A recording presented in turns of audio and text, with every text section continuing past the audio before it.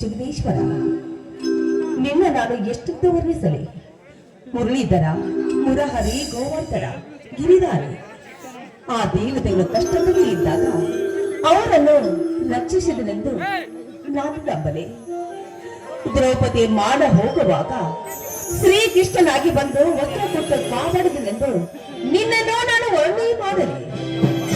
ಸುಧಾಮನ ರೊಟ್ಟಿ ತಿಂದವನೆಂದು ಹೇಳಿದೆ, ಅಥವಾ ಬೆನ್ನಿ ಕದ್ದ ಕಳ್ಳನೆಂದು ನಾನೇನನ್ನು ನಂಬಲಿ. ಪಾಂಡವರನ್ನು ಕಾಪಾಡದಂತೆ ಸದಾ ನನ್ನನ್ನು ಕಾಪಾಡು. ಈ ಭಕ್ತರನ್ನು ಕಾಪಾಡಂತ ನಾನು ನೆಲೆ ಸರಿಗೊಟ್ಟಿ ಬಿಡ್ತಾ ಇದ್ದೆ.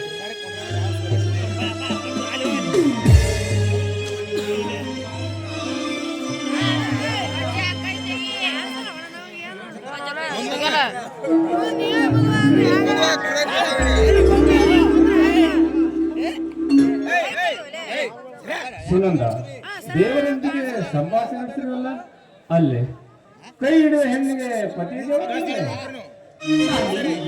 ಅಲ್ಲ ಅಂತ ಹೇಳಿದವರು ಯಾರು? ಸದಾ ಗ್ರಹಣಿಗೆ ಮಣಿಯೇ ದೇವಗಳ ಪತಿಯೇ ಪರಮೇಶ್ವರ. ನಿಮ್ಮ ಪಾದ ಪೂಜೆ ನನ್ನ ಜನ್ಮ ಸಾರ್ಥಕ ಅಂತ ನಾ ತಿಳ್ಕೊಂಡಿದ್ದೇನೆ. ಈ ನನ್ನ ಪತಿ ದೇವರಿಗೆ ಯಾವುದೇ ರೀತಿ ತೊಂದರೆ ಬಂದ ಹಾಗೆ ಕಾಪಾಡು ಅಂತ ಆ ಶಿವನಲ್ಲಿ ಬೇಡ್ಕೊಳ್ತಾ ಇದ್ದೀರಿ. ಈ ಹೆಣ್ಣು ಜೀವ ಸುನಂದ, ಅಂತರಂಗದಲ್ಲಿ ಭಕ್ತಿಯನ್ನಿರಿಸಿ ಬಹಿರಂಗದಲ್ಲಿ ಆಚರಿಸಿ ಹೆಜ್ಜೆ ಹೆಜ್ಜೆಗೂ ದಾನಿಸಿ ಸದಾಚಾರಿ ಸಂಪನ್ನೆಯಾದ ನಿನ್ನ ಎಂದಿಗೂ ಕೈ ಬಿಡಲರನು ಆ ನಿನ್ನ ಶಿವ. ಸ್ವಾಮಿ, ಮೇನದ ಬತ್ತಿಯಂತಿದ್ದ ನನ್ನನ್ನು ತಿದ್ದಿ ತೀಡಿ ನನ್ನನ್ನು ಈ ಮಟ್ಟಿಗೆ ತಂದಿದ್ದೀರೇ ಅಂದಾಗ ನೀವು ಯಾವಾಗಲೂ ಸದಾ ನನ್ನ ಜೊತೆಯಲ್ಲಿ ನನ್ನ ಆಸೆ ನೋಡಿ. ನಿಮ್ಮ ಪಾದ ಪೂಜೆ ಹಾಗೂ ಆ ಶಿವನ ಅನುಗ್ರಹ ನನ್ನ ಮೇಲೆ ಇರ್ಬೇಕಂತೆ ನನ್ನ ಆಸೆವಿದೆ. ಪ್ರಸಾದ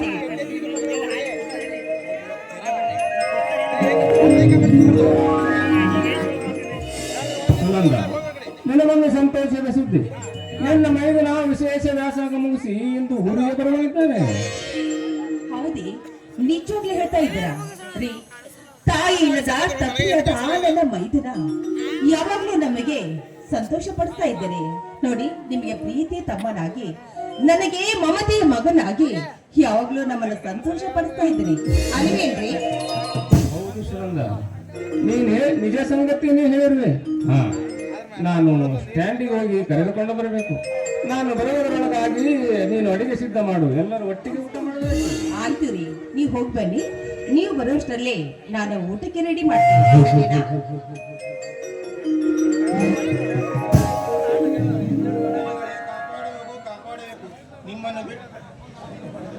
ಧ್ವನಿಗಳೇ, ಕಾಪಾಡಬೇಕು ಕಾಪಾಡಬೇಕು, ನಿಮ್ಮನ್ನು ಬಿಟ್ಟರೆ ನನಗೆ ಬೇರೆ ಗತಿ ಇಲ್ಲ. ಯಾಕಪ್ಪ, ಏನಾಯ್ತು ನಿನಗೆ? ಯಾಕೆ ಈ ರೀತಿ ಅಳ್ತಾ ಇದೆಯಾ ನೀನು? ತಾಯಿ, ನನ್ನ ಹೆಂಡತಿಯ ಚೊಚ್ಚಿಲನಿಗೆ ತುಂಬಾ ತ್ರಾಸು. ಬಡತನ ಎಂಬುದನ್ನು ಕಿಂಚಿತ್ತು ಕಾಡಿತು. ಡಾಕ್ಟರು ಆಪರೇಷನ್ ಮಾಡಬೇಕಂತ ಹೇಳಿದ್ದಾರೆ.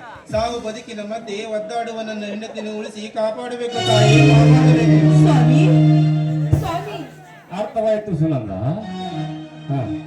ತೆಗೆದುಕೊಳ್ಳಿ ಹಣವನ್ನು. ಆಗಲು ಹೋಗಿ ನಿನ್ನ ಹೆಂಡತಿಯ ಆಪರೇಷನ್ ಮಾಡಿಸು. ಆಗಲಿ ಧನಿಗಳೇ, ನಿಮ್ಮ ಉಪಕಾರವನ್ನು ಜನ್ಮದಲ್ಲಿ ಮರೆಯಲಾರೆ. ನಿಮ್ಮ ಪಾದ ತುಳಿಯಾಗಿ ಬದುಕುತ್ತೀನಿ, ಬಡ ಜೀವಿ. ಮೊಬೈಲ್ಗೆ ಸಾಕು, ಮೊದಲು ಹೋಗಿ ನಿನ್ನ ಹೆಂಡತಿಯ ಆಪರೇಷನ್ ಮಾಡಿಸು. ಹೋಗಿ ಬರುತ್ತೇನೆ ಧನಿಗಳೇ.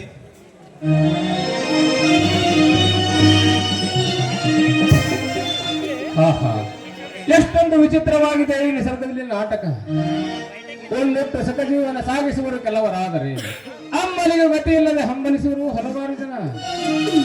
ಹೇಗಿದೆ ನೋಡಿದೆಯಾ ಸುನಂದ ಈ ಜಗದೊಡೆಯನ ಸೂತ್ರಧಾರನ ಪಾತ್ರಗಳು? ಹೌದು ಸ್ವಾಮಿ, ನೀವು ಹೇಳ್ತಿರೋ ಮಾತು ನಿಜವಾಗ್ಲೂ ಸತ್ಯವಾಗಿದೆ. ಯಾಕೆಂದ್ರೆ ಆ ದೇವರು ನಮಗೆ ಕಷ್ಟದ ಸರಮಾಲೆಯನ್ನು ಕೊಟ್ಟು, ಆ ಪೆಟ್ಟನ್ನು ಕೊಟ್ಟು, ಆ ಮಸ್ತಕದಲ್ಲಿ ನಾವು ಗೆದ್ದು ಬಂದಾಗಲೇ ನಮ್ಮ ಜೀವನ ಅಣ್ಣು ಜೀವನ ಆಗುವುದು ಸ್ವಾಮಿ. ಅಂತ ಉನ್ನತ ವಿಚಾರ ಸುನಂದ.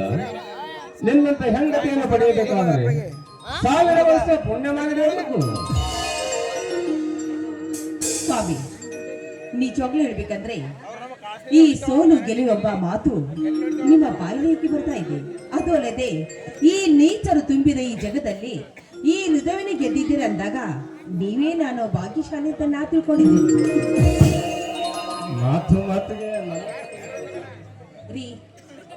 ನೋಡಿ ಸ್ವಾಮಿ, ಈ ಸೋಲೆಂಬ ಮಾತು ಗಂಡ ಹೆಂಡತಿ ಮಧ್ಯೆ ಬರಲೇಬಾರ್ದು.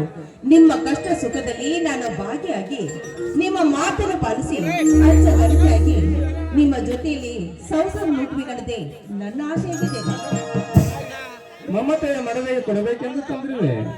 ಇದು ನೋಡು, ಎಷ್ಟೊಂದು ಬೆಲೆ ಬಾಳುವುದು, ಎಷ್ಟೊಂದು ಹೊಳಪು, ಫಳ ಹೊಳೆಯುತ್ತಿದೆ, ಕಣ್ಣು ಕುಕ್ಕುವಂತಿದೆ, ಮುತ್ತು ರತ್ನ. ಎಲ್ಲಿ ಬರೀ ಕೊಡ್ತೀನಿ ಅಂತ ಹೇಳ್ತಾ ಇದ್ದಲ್ಲ, ಕೊಡಬಾರ್ದಾ?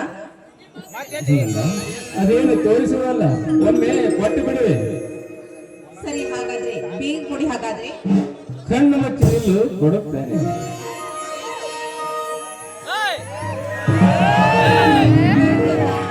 ನಿಮಗಂತೂ ಸ್ವಲ್ಪ ನಾಚಿಕೆ ಇಲ್ಲ. ಈ ನಾಚಿಕೆತನ ಗೊತ್ತೇ ಇಲ್ವಾ? ನನ್ನ ಗಂಡನ ಮುತ್ತಿನ ಮಾಲೆ ಧರಿಸಿ ನಾಚಿ ನೀರಾದ ನಿನ್ನ ಕಂಠದಿಂದ ಹೊರಬರ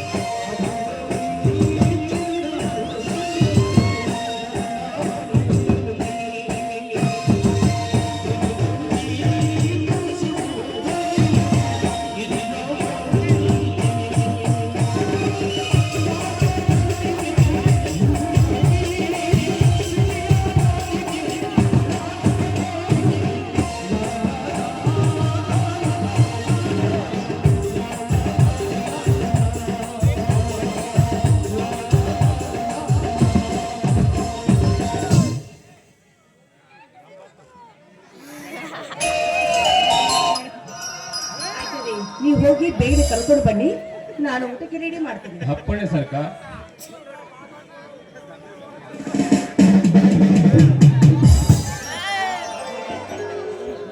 ಅಪ್ಪಾರ ಸಣ್ಣ ಅಪ್ಪಾರ ಕರ್ಕೊಂಡು ಬಂದ್ರಿ.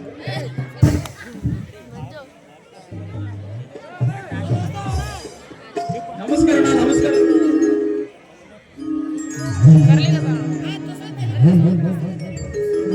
ಎದ್ದೇಳಪ್ಪ. ಆ ದೇವ್ರು ನನಗೆ ಒಳ್ಳೆಯದನ್ನೇ ಮಾಡಲಿ. ಅತ್ತಿಗೆ ನಿಮ್ಮ ಆಶೀರ್ವಾದದಿಂದ ಪರೀಕ್ಷೆಯಲ್ಲಿ ಫಸ್ಟ್ ರ್ಯಾಂಕಿನೊಂದಿಗೆ ಪಾಸ್ ಆಗಿ ಬಂದಿನ ಅತ್ತಿಗೆ. ಒಳ್ಳೇದಾಯ್ತಪ್ಪ, ನನಗಂತೂ ತುಂಬಾ ಸಂತೋಷ ಆಗ್ತಾ ಇದೆ. ಯಾವಾಗ್ಲೂ ಆ ದೇವ್ರು ನಿನ್ನನ್ನು ಇದೇ ರೀತಿ ಕಾಪಾಡ್ಬೇಕಂತ ನನ್ನ ಆಸೆ. ಸ್ವಲ್ಪ ನಿಲ್ಲಪ್ಪ, ನಿನಗೆ ನಾನು ಈಗಲೇ ದೃಷ್ಟಿ ತೆಗಿತೇನೆ.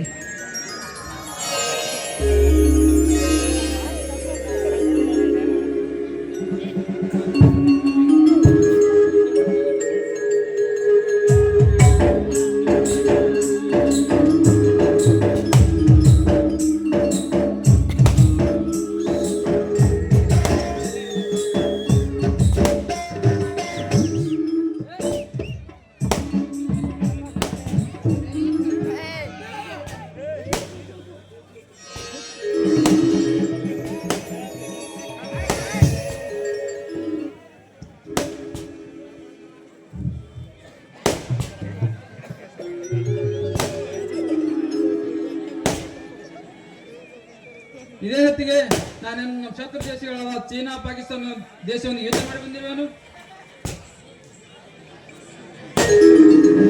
ಸತೀಶ, ಅವಳ ಆಸೆ ನಿರಾಕರಿಸಬೇಡ. ಹಗಲು ನಿನ್ನ ಆಯುಷ್ಯ ಆರೋಗ್ಯದ ಬಗ್ಗೆ ಹಂಬಲಿಸ್ತಾಳೆ.